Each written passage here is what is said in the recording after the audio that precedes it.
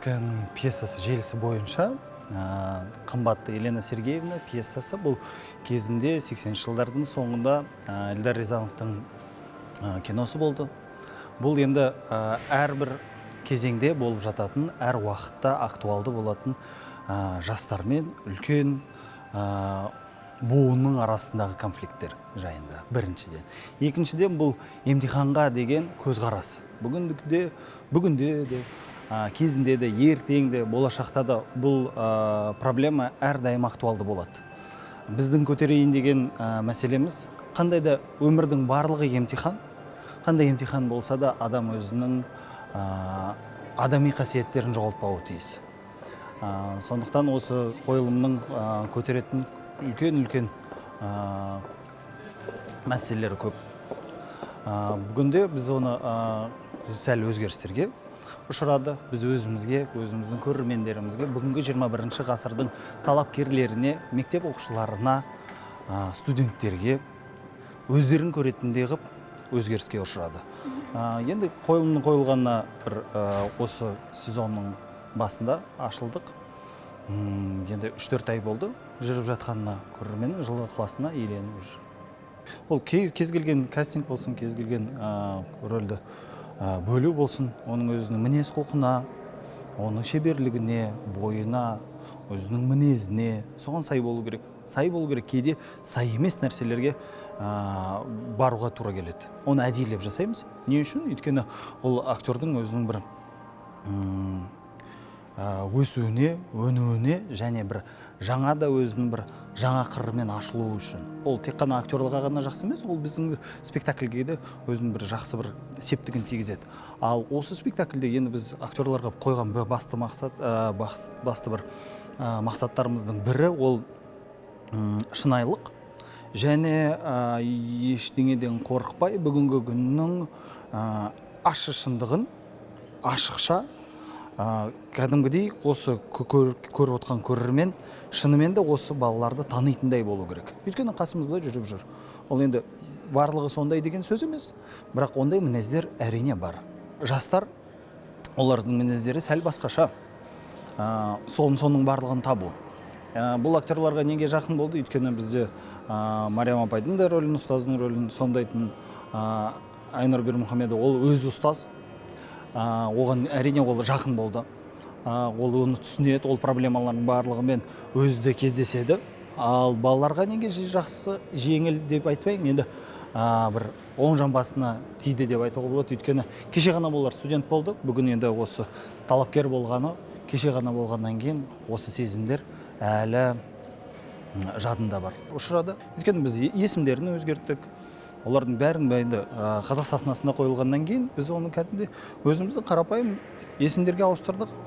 Мариям апай, Айбек, Ерлан деп өзгертіп отыр. Одан бөлек енді кішкене өзімізге де енді оның барлығын айтып беруді қиын, оны енді көрермен келіп қойылымды көру керек. Сол кезде ғана бұл қойылым екенін көрермен міндетті түрде ұмыту керек. Ол сол оқиғаны шынайы өзі көріп отырғандай, соның өзі куәгері болып сезіну керек. Менің өзім позициям солай болды. Мен ұстазды жығып бергім келген жоқ.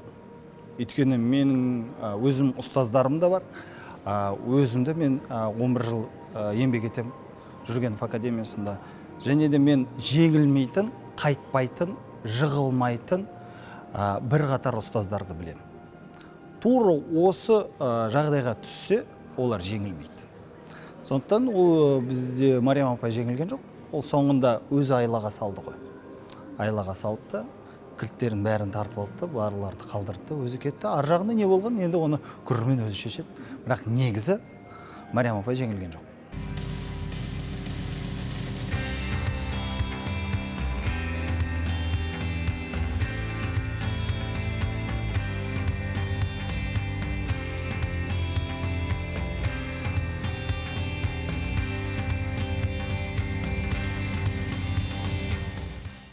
Әрине, оңай емес. Оның үстінде осы, біздің спектакльдегі кейіпкер Мариям апайдың басынан өткізген талай сан алуан түрлі сезімдері, өзімнің жүрегімнен өтеді деп айтқым келеді. оңай емес. Спектакльден кейін әрине балалар да, мен де, барлық актерлар кішкене былай әлсіреп, жүрек біртүрлі басқа бір сезімдер пайда болып, шынымды айтайын, шаршаңқырап, осындай жағдайда боламыз. Мектеп мұғалімі өте адал, және ол жаңағы сатқындықты, пара, өтірік, айла дегендерге мүлдем теріс пікірдегі кісі. Және ол өзі ашық болғанымен, балалардың да солай жауап береді-ау деген үміті ақталмайтыны әрине өкінішті. Сол жүрек өте жараланады соңғы кезде. Әрине қазіргі заманда ондай адамдар бар ма жоқ па білмеймін енді. Мен өзімде ұстаздық етем Қазақ ұлттық өнер университетінде. Шәкірт тәрбиелейміз, болашақ актерларды. Түрлі балалар кездеседі. Бәрін енді актерлыққа тәрбиелеу мүлде басқаша ғой, себебі жақсы актер болу үшін сенің ең алдымен жүрегің таза, жақсы адам болуың керек. Принципшылмын мен осылай болу керек деймін ба, осындай талап қоям ба? Сол талапты, ой, апай өтпей қояйық та, жарайды, онда келесте деген менде болмайды. Мен айттым ба, сол жасалу керек. Мен талап қойдым ба? Егер де мен ол принципімнен таятын болсам, ертең маған сенімде болмайды. Менің студенттерім, шәкірттерім маған сенуден қалады. Ой, апайды бүйте саламыз, алдай саламыз, ой, уговорить ете саламыз деген сияқты. Мен негізі өте принципшылмын, менің сол жағым осы кейіпкерге ұқсайды деп ойлаймын. Мен Айнұр тура Мариям апай сияқты 21 ғасырда, осы 21 жылы мен мұғалім болып мектепте жұмыс істеп қалмайтын. Айырмашылығы сол шығар. Себебі ол кісі бұған дейін де, бұл жағдайға дейін де талай қиындықтарды көрді ғой енді. Жаңағы қазіргі ата-аналар мүлде бөлек, ақшамен шешесі саламыз деген тіпті ашық айтатын ата-аналар да бар мысалға. Мен ондайға шыдамай, мен кетіп қалатын мектептен. Театр, спектакль жалпы көрерменге ой салу керек. Және біз егерде келген көрерменнің жүрегіне бір түрткі болып, жүрек пернелерін шертіп, саналарына бір ой салсақ, ой сала алсақ, бір қозғалыс жүрсе, жүректерінде бір сезім ұяласа, демек біз діттеген мақсатымызға жеттік деген сөз. Жастар мен үлкендердің қарым-қатынасы, әке мен бала, ұстаз бен шәкірт, мына адамдардың бір-бірімен, жастардың бір-бірімен деген қарым-қатынасы. Жалпы адамға тән проблемалар, адамға тән қасиеттер, оның бәрі қандай ғасырда жазылмасын, бәрі актуалды болады деп ойлаймын.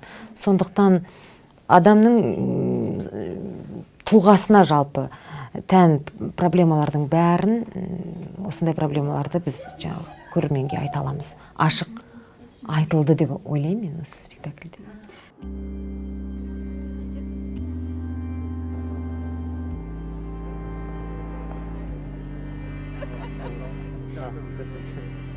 Біз ол фестивальға осы Енті спектакльмен қатысатын болып тұрмыз. Енді Енті спектаклі 2020 жылы біздің көркемдік жетекшіміз Е.Разумовскаяның енді өзі келіп осы материалды алып келген болатын. Е.Разумовскаяның дорогая Елена, Сергеевна пьесасы желісі бойынша енді осы Енті спектаклі қойылды. Материалды алып келді, барлығымыз оқыдық.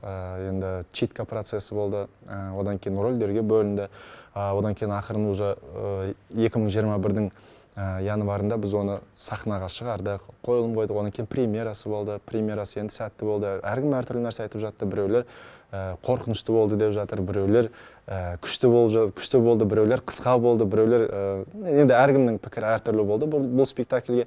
Бірақ дегенмен де енді өте бір ауызбіршілікпен, ұйымшылдықпен қойылған спектакль болды. Енді бұл спектакль жайлы, енді бұл спектакль не айтады? Бұл спектакль енді мектеп балалары келіп отырып та көрді бұл спектакль, яғни бұл спектакль осындай болмау керек деген ниетте қойылды. Себебі біріншіден ол екінші себеп. Бірінші себептен қазір мына ұбт деген нәрсені өте қатты семіртіп жіберді. ұбт деген нәрсеге өте қатты адамдар паника создавать етіп, истерика создавать етіп, неше түрлі адамдар болып жатыр. ұбт-тан өте алмай қалса бір өмірлері тоқтап қалғандай ощущение болып. Енді ол өмірдің соңы емес ұбт деген. Енді біз ондай ЕНТ-ға, ұбт-ға ешқандай қарсылығымыз жоқ, біз оған қарсы ешнәрсе айтқымыз келмейді. Бұл тек қана маркетинг ходында жаңағы спектакльдің аты солай қойылды. Біз бұл жерде ешқандай балаларды ешқандай жамандыққа бір тәрбиелеп, оларға ешқандай агитация жасамаймыз. Тек қана бұл бір ұстаздың басында болған оқиға деп айтсақ болады. Менің өзім Шыңғыс рөлі осы Мәриям апайға бір қарсы болып шығады пьеса желісінде аяқ асты. Негізі қазір енді өте бір қазіргі балаларды мына интернет бар, қазір мына Европа бар, Америка бар, интернеттен неше түрлі нәрселер көріп алады да, балалар өте қазір күннен күнге қорқынышты болып келіп жатыр. Мен енді өзімнің үйдегі 5-ші сынып оқитын, 4-ші сынып оқитын өзімнің қарындастарым бар. Олардың өздері де бір қазір неше түрлі нәрселерді айтып тұрады, мен білмейтін нәрселерді кеп айтып тұрады. Өмірге деген көзқарастары мүлде басқаша. Үлкен кісілер ұқсап сөйлеседі. 5-ші, 4-ші класста біз енді ата-әжеміздің арқасында өстік қой. Енді біраз уақытқа дейін сол кісілермен ойнап деген сияқты, көшеде ойнап доп теуіп деген сияқты. Ал қазір барлығы басқаша. Қазір кішкентай балалар үлкен кісілермен уже сол кісілердің деңгейінде сөйлеседі, сөз қайтарады. Көріп отырған бала өзіне бір сабақ алды деген біз үмітте қойдық. Мен Шыңғыстың рөлінен, бізде Мақылбаев Саят, одан кейін Серікбай Еркебұлан деген осы театрымыздың актерлары бар. Олар Айбектің рөлін ойнады. Айбек деген қандай образ деп айтсақ болады. Енді осы Шыңғыспен жаңағы Ерланның артында, соңында солармен бірге еріп, солармен бірге араласқысы келіп жүрген жігіт. Ол енді Шыңғыс байдың баласы, Ерлан бір профессордың баласы, ал Айбек қарапайым сатушының баласы, бірақ дегенмен де ол сол балалармен араласқысы келеді. Қазір сондай ғой, бай балалармен араласқысы келеді, өзінің ортасын күшті қылғысы келеді. Өте бір жақсы процесс. Негізі рөлді саған береді. Одан кейін Еслам ағай маған енді ол Шыңғыс деген қандай? Шыңғыс ол ақымақ бала емес. Ол ақылды да бала емес. Шыңғыс ол пьесада өзі спектакльде айтылады, біздің мектептің ең бетке ұстар оқушысы дейді Шыңғысты. Ол расында да бетке ұстар оқушы, тек 5-ке оқитын оқушы. Оның екіншіден әкесі бай. Оның арманы үлкен дипломат болу. Дипломат болғанда қалай енді бір жақсы жерге отыру деген сияқты, бір карьера қуу деген сияқты. Енді ол өзінің Шыңғыстың кішкене қате түсініп алғаны бар. Егер де саған бір қарсылас шықса, сен оны соңына дейін жеткізіп, соны жеңіп, соны жоқ жіберу керек. Мүмкін ол Шыңғыс бір жерде соны оқып қалды ма әкесінің үйінде. Енді мен өзім солай пайымдадым. YouTube-қа кіріп неше түрлі адамдардың психологиясын көрдім. Неге адамдар олай болады? Дипломат деген кім? Өзінің айтады ғой Шыңғыс, менің арманым дипломат болу дейді. Дипломат деген кім? Неге адамдар 90 жылдары жайлы айтылып кетеді ол жерде? Неге 90 жылдары олай ойлайды? Енді зерттегенде көбінесе енді бұл жерде енді Шыңғысты бүйтіп ана кітаптан оқып, мына кітаптан оқып зерттедім деп енді не қыла алмаймын, бірақ дегенмен де ақпарат іздегендерім бар. Көбінесе енді өзімнің бір көз қарасымен жасағаным болды, өзімнің бір интуициямен жасағаным болды, осылай болады-ау деген ниетте жасағаным болды. Тура түсіп жатқан жерім де бар, тура түспей жатқан жерім де бар әлі де. Бірақ енді жұмыс жасау барысындамыз. Себебі, мысалы, 15 жасар баланың психологиясын сахнаға шығып, сахна деген рентген нәрсе ғой, енді шығып, оны ойнап шығу, ол да бір оңай жұмыстардың бір емес екен. Бұл маған үлкен опыт болды. Себебі Шыңғыстың рөлі 200 деп айтсам да болады. Себебі басында өте болып жақсы болып келеді да, аяқ жағында енді адам танымастай, адам шошырлықтай. Ол кез келген адамның бойында бар қасиет. Кез келген адамның бойында бар қасиет, басында жақсы, аяғында жаман, немесе басында жаман, аяғында жақсы. Менің ойымша. Просто кейбір адамдар оны асыра көрсетеді, кейбір адамдар оны асыра көрсетпейді деген сияқты ғой.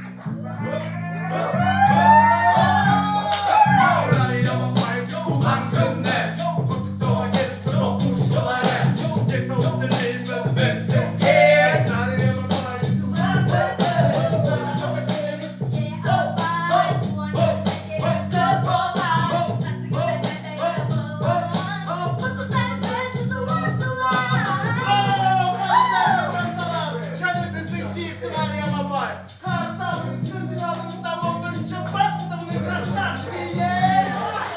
Ела алдыңызда микрофон қолыңызда, жарқырап жайнап жүріңіз біздің алдымызда. Сіздер ұстаз арман, өткізген нәрсіна, мұналық айтады игі тілекпен ерлан. Мүсін алғай деген сізді аламын, абайсызды бәрі тек санадым аламын. Ол кезде барлығын